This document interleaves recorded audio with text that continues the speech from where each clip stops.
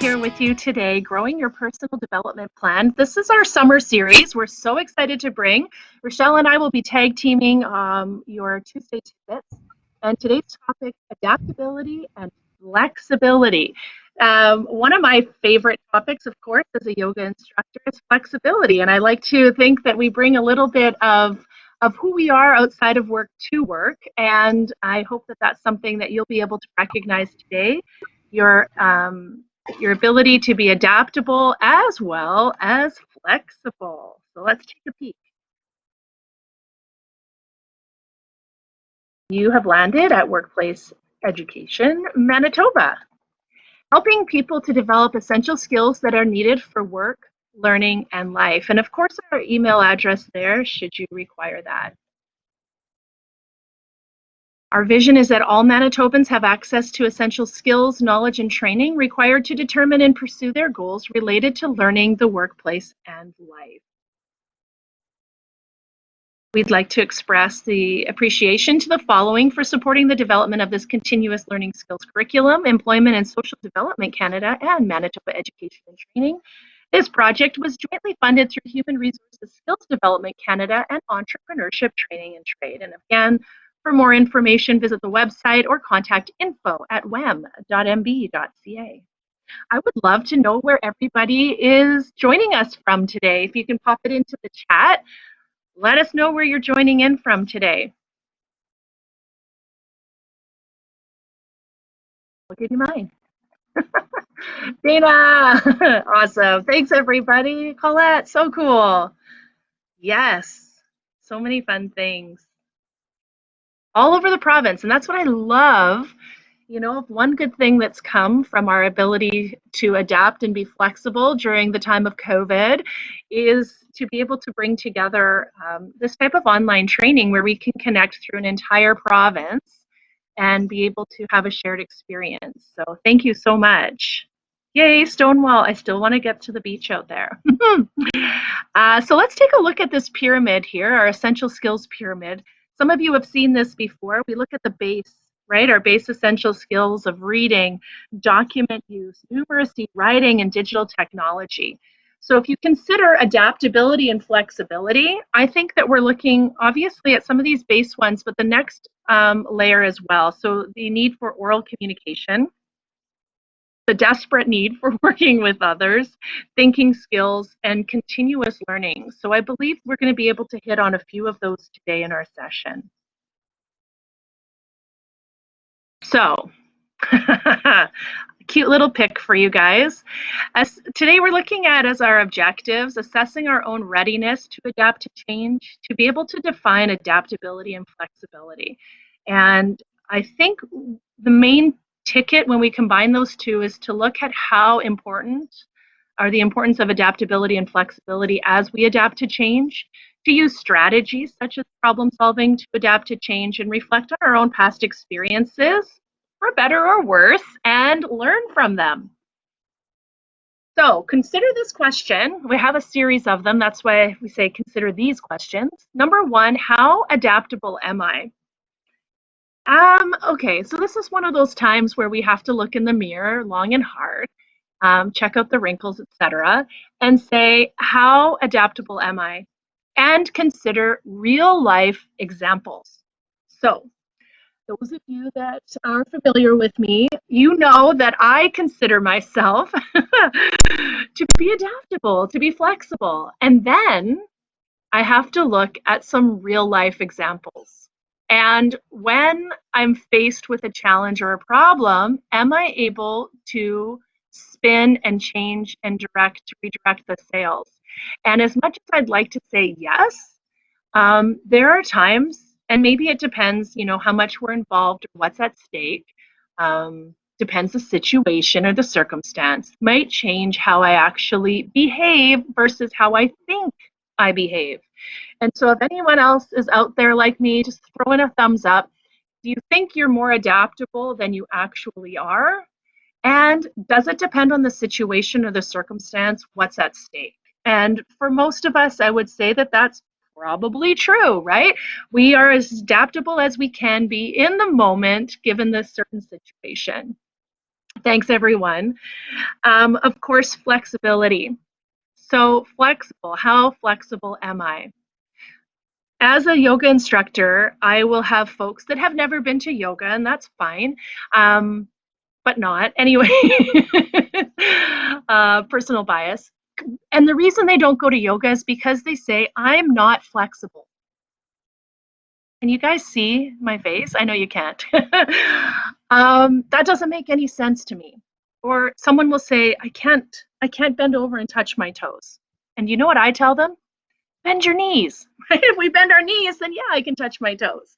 And so, how flexible am I in the workplace when there's a problem, when there's an issue with a coworker, internal with our teams or with another department? What about with our customers? And this is a truth in my land anyway, is that I seem to be more flexible for the people outside of my scope of trust. So I might be more flexible for a customer versus a family member, someone or a friend, right? And I think we often will, go the mile or go the distance for customers to make people happy and expect that unconditional love from the people within our circle of influence and trust. The next question. Now, thumbs up if this is true for you. Do you need to be adaptable and flexible in your job? Yes. Dana, for sure, right? Definitely. A lot of us do. We need to be able to spin and change on a dime. So, for example, I'll just give you a personal example of these tidbits. Okay, so this morning I was a good girl. I was up super early, made sure that this was PowerPoint was loaded in to or uploaded to the site that we pull our content from. And knowing me, I do things kind of backwards sometimes. So I was going through it. I was like, dang, I got a duplicate slide. So I went back and I deleted that one. And I thought I had uploaded the revised version. So, 10 minutes before we're starting, I'm just keeping my fingers crossed that that little bar that says uploading is going to complete all the way through. And so that ability to be patient and calm in the moment of stress is also part of adaptability and flexibility, and not always easy. Now, what happens, we can add your comments into the chat, that's my invitation. What happens if you're not adaptable and flexible? How many of you have heard that phrase, if it doesn't bend, it'll break? Right? So if we're not adaptable and flexible, what happens? Dana, yeah, overwhelmed more easily. Absolutely. Part of that too is telling ourselves a story, a negative one about what happens. I was reading the other day this, I think it was an article, and it said, what happens, what's the worst thing that could happen? Well, if we go through the worst thing, the very worst thing that can happen is usually that you'll die, right? So in between that and disappointing someone, right, there's a wide range of things that could possibly happen. One of them definitely being overwhelmed more easily. We could have conflict, negative conflict in the workplace. We could have missed opportunities. There's so many different things that happen if we're not adaptable and flexible. Definitely one of them would be a heap of stress added on. This next question, how can I use my skills of being adaptable and flexible outside of work? So our hope at WEM is that you'll be able to take the information we provide to you in our trainings and be able to apply them to workplace, but also outside of work. So how do you use that skill of being adaptable and flexible outside of work?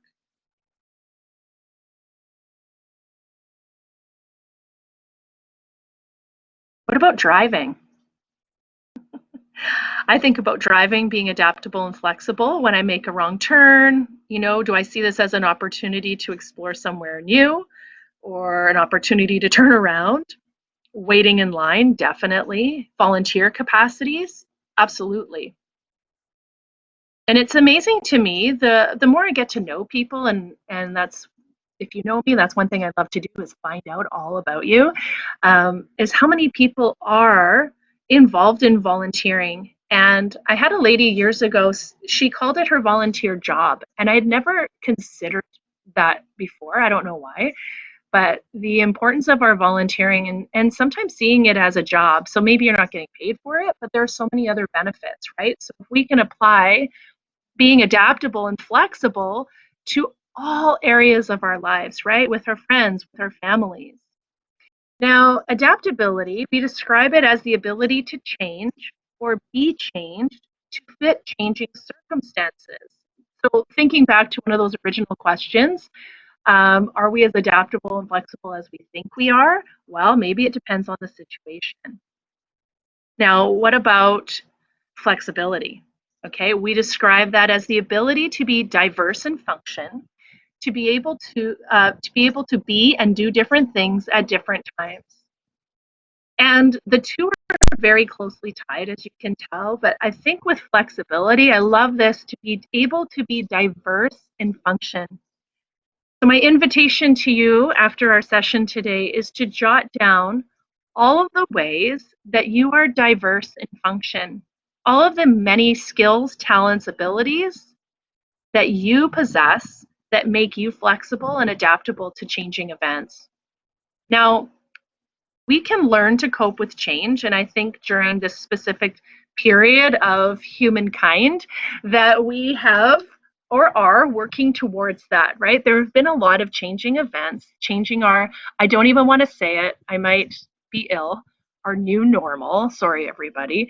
But you can also learn to become more adaptable and to develop your ability to cope effectively with change. So some of these changes are thrown upon us, and others, maybe we're given a bit more time and we can be more effective. I love this image that takes us from chance to change, using change as a chance to grow.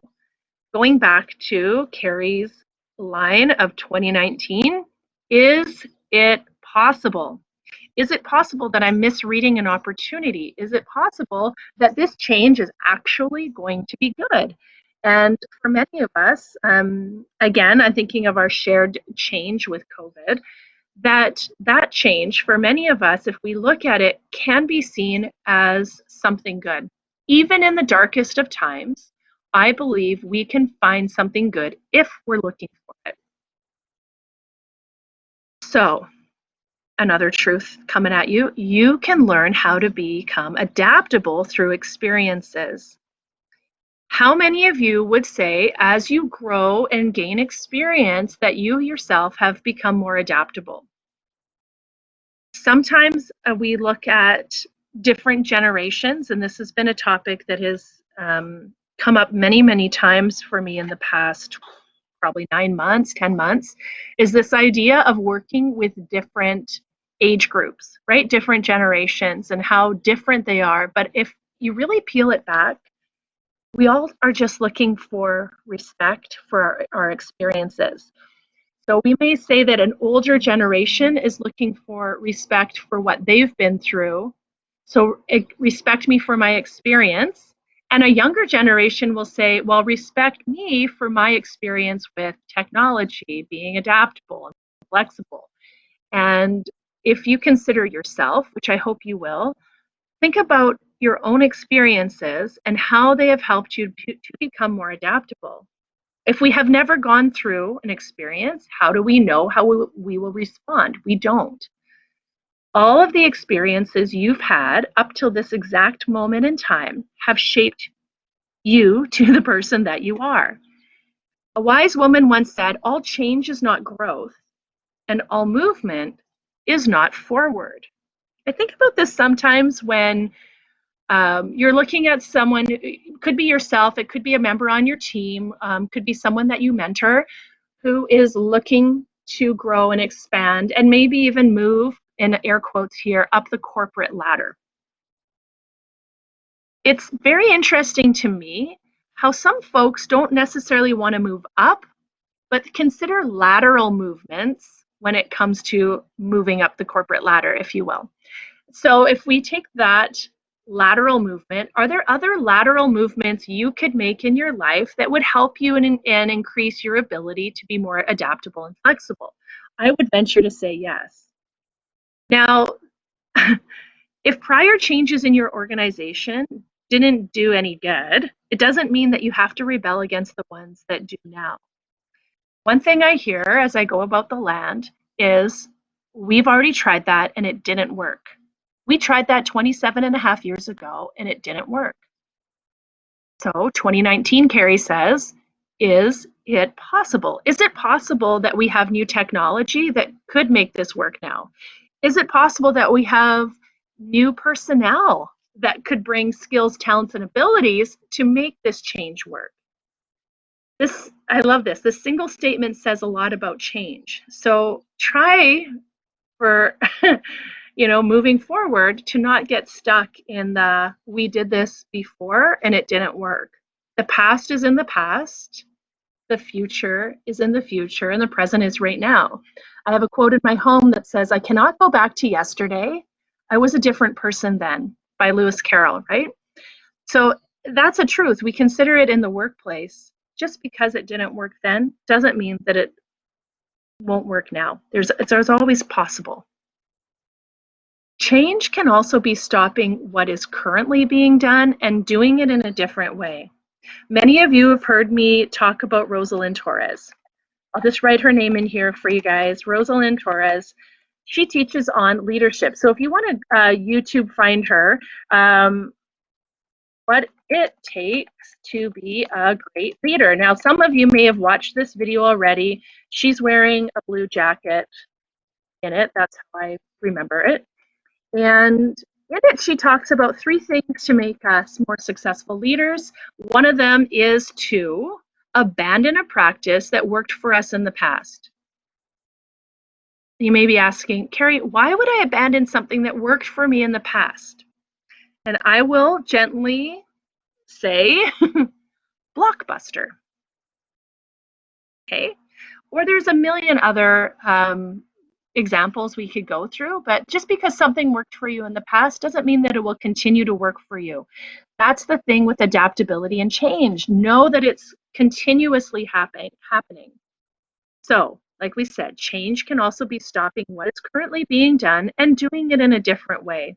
I think one thing to keep in mind when we are making changes and expecting that adaptability and flexibility from our team when maybe they haven't been privy to all the information leading up to the change is to respect the past, to give that respect to the past and acknowledge that it's challenging for a lot of people.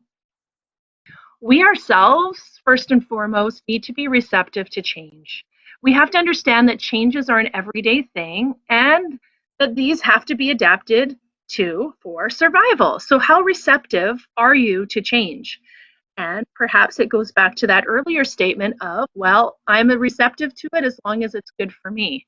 And so consider this, the rule of the survival of the fittest applies here too. So if I believe that the change is bad, guess what? The change is bad. If I believe it to be good, guess what? The change is good.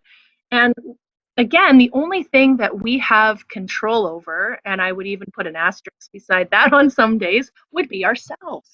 So the importance of believing in ourselves when it comes to adaptability and flexibility. Now, to change yourself, you also need to understand why it's important that you change. Again, I will say this till I am blue in the face. It doesn't matter your age or anything else. There's still that little kid inside of us going, but why? And so if you're the leader, think that your team members are wondering why. Why are we going through this change? So when we understand that the change is taking place and the why it has happened, we are better able and more equipped to deliver that information to our team members and provide them with the why. I make you a pinky promise that when you do that, you will see a quicker adoption to the changes that are being made, more than if you hadn't provided the why.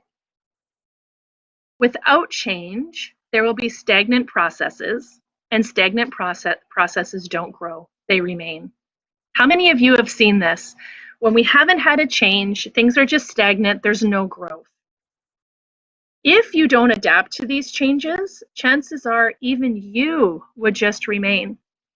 So one of our essential skills is continuous learning. So thank you for being here, because it shows and it demonstrates that even you would just remain if you didn't take upon yourself that taking your own learning into your own hands. So hopefully each one of us today are looking for those opportunities to grow and to change. And as we said earlier, not all growth is up or forward. We can have growth in a lot of different ways. I think about a friend of mine who a year ago decided that she was going to lose a significant amount of weight. And I was just beyond proud and surprised at all the changes she made in order to have that happen, including, 2-hour walks starting at 5 in the morning, eating habits, and things like that. Now, if she wouldn't have made and put in that effort, and it really was effort, she would have remained. And if we look at it in the workplace sense, same thing. If we have stagnant processes, we're just doing those things because that's what we've always done, or that's what worked for us, or that's what we were told to do. Guess what? There's a good chance that we're missing opportunities to grow. Sure, maybe things are still going well, but is it possible that things could be better? Looking at it in the bigger picture. So we'll always find ourselves growing and learning techniques. Change brings with them more experience, and experience with it more knowledge. Just as we were saying before, all of these experience make us who we are. An employee who can't adapt to change as well is always who can't adapt to changes as well is considered an asset. I don't know. I think maybe I have that mixed up. If you think of the long run, let's jump to the second point. Adaptation will be much easier than you think. Changes also increase doubts and curiosity relating to a lot of things. And I know in my own personal career life, I have seen that, where if we're looking at change, it could bring doubts and hopefully curiosity. Now, curiosity is a really important part of leadership and being a part of a team. When we approach with curiosity, this was my statement of 2018, and drop the judgment, we have a better chance of getting the real picture. So many of us, myself included, are quick to judge a situation instead of approaching with curiosity. Doubts show that the employees are thinking of what is happening and are not just following the orders without contemplating. So, not necessarily seeing doubts as a bad thing, but that they're invested, they're curious, and they want to know the why. There it is again. Now, we consider, are we willing or unwilling? Many of us are willing and able, or we're unwilling but able, right? There are different ways of adapting to change in the workplace. One thing is for sure, it's better if it's done willingly rather than unwillingly. So Jack Welch said, change before you have to, bend before you break. Treat change as a constant in your professional life. How many of you can confidently say that you know you will always have change? Can you show me by a thumbs up? Or thumbs down if you disagree, right? To see change as a constant in your professional life, to gain that maximum satisfaction from your job. So Dana, earlier you said, if we're not changing, we become more overwhelmed more easily. There's more stress, right? Thank you. And that's a truth. If we can see change as a constant in our professional life, we have a change ahead. Change promises to bring a difference, and this difference can be either good or bad. And sometimes that's just our perception. All you need to remember is that you need to adapt to it and not judge it individually. There's something here about symptom versus root, and we see this a lot in problem solving. And as promised earlier, we said one of our objectives today is to look at change and adaptability and flexibility and in line with problem solving. So when faced with problems, most of us try to eliminate them as quickly as possible. The catch is that sometimes we're hitting on a symptom versus the root of a problem. Now you may be wondering why I have this picture of this rug. Do you see it? Do you hear it coming? What happens is that we end up sweeping it under the rug, and pretty sure soon we have this lumpy, messy rug that nobody can walk on because there's Legos and stuff underneath it. So if we can eliminate and get to the root of a problem, so that we're not just hitting on the symptoms. There's a good chance that we will be better able to be adaptable and flexible to changing situations. Have you ever chosen the easiest or most obvious solution and then realized that you have entirely missed a much better solution? Or I think the reverse could be true in my life. You know, as a dreamer and a big picture thinker and idea generator, I'm like, wow, we could do this, this, this, and this. And then, you know, someone who's a bit more straightforward thinking, or we could do this, which is super easy and simple and gets the job done. Yeah, that's true, isn't it? Sometimes we're missing what's right in front of us, or we're trying to pick the easy route. The best way forward is the one that is going to bring us that continuous improvement in the long run too, right? So oftentimes we think about problem solving. Sometimes we're a MacGyver situation where we're using bubble gum and a paper clip to solve the world's problems. And at times, many of us have felt that, where we're doing more with less. And maybe in the moment, that's exactly what we need to stop the leak. But know that that's just a temporary solution. And the importance of being adaptable and flexible, even though the leak has stopped, is it going to hold? Is that bubble gum and paper clip going to hold? Probably not. And so we need to be able to adapt and be flexible when we're coming to solutions to our problems.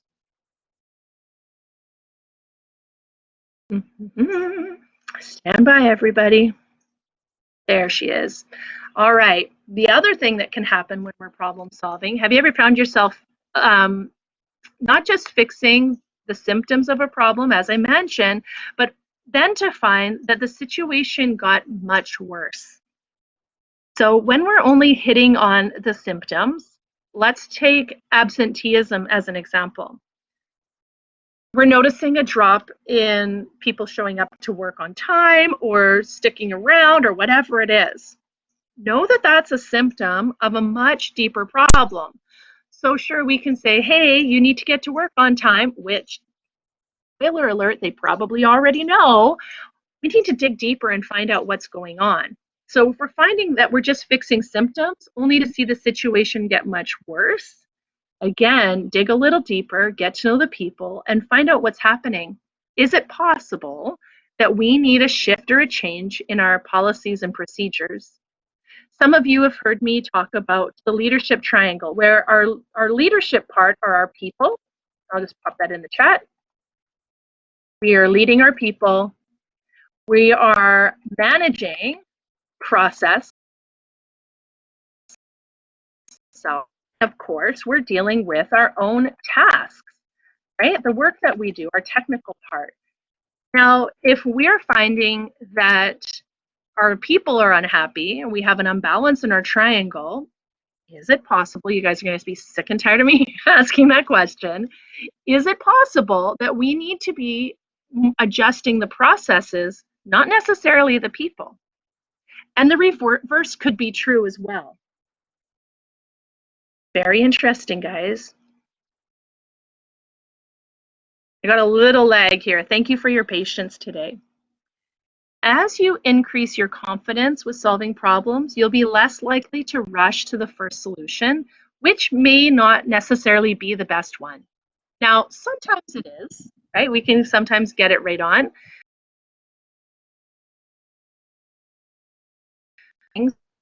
From our ability to be adaptable and flexible in the moment. And sometimes that moment isn't just 5 or 10 minutes. It could take a lot longer when we're considering problem solving. My hope today, friends, is that we're able to recognize those times when we're not necessarily being as adaptable and flexible as we think we are, that we're able to give change a chance. And as many of you have seen this quote before, we can't necessarily direct the wind, but we can adjust the sails. So bringing that same mentality to our work and to our teams will help us to be more successful as leaders, both inside and outside of our work world. Thank you, everyone, for joining us today. Again, we're looking forward to meeting with you every Tuesday for our Tuesday training. Coming up at 11 o'clock would be our 1 hour session, and hopefully we'll see you then. And if not, next Tuesday.